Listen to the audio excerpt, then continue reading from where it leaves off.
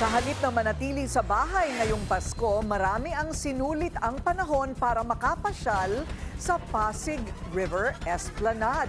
Yan ang agenda report ni Janze Makahilas ng Abante.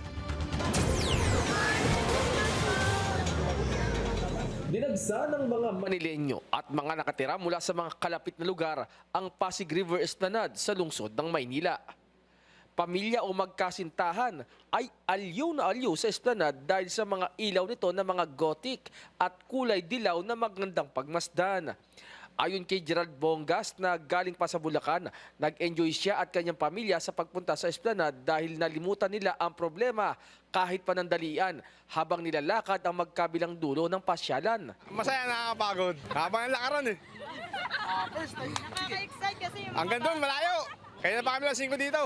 Alas 5 ng Hapon. Saan lugar kayo galing? Pande. Pande, Bulacan. May Antipolo. Sa pamilya kami.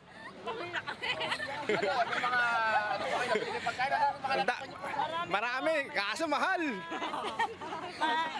Budget namin 50 lang. Nag-80 pa rin yung pagkain doon. Maganda yung lugar dito. Kaya sa Luneta. Luneta. Malayo Luneta eh. Dito malapit lang. Luneta. Oo. Malayo, kumpara dito malapit. Malapit lang. Oo. Maraming Maraming tao. Mabenta naman ang iba't ibang klase ng mga pagkain, kagaya na lamang ng double patty hamburger, chicken biryani, mga tusok-tusok na fishball, isaw ng baboy at baga ng baka. Habang pinipilahan din ang mga inumin na dragon fruit juice, lemon juice na pawang buy one take one na mabibili lamang sa abot kayang halaga.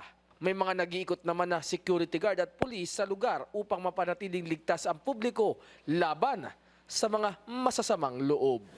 Masaya naman ang Pasko ng mga nagtungo dito sa Pasig River Esplanade sa Maynila.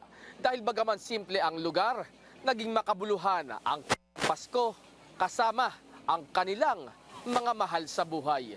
Ako si Janze Makahilas, Abante! Manatiling nakatutok sa Bilyonaryo News Channel. Sumubaybay sa aming social media accounts at mag-subscribe sa aming YouTube channel para sa mga bago at eksklusibong balita.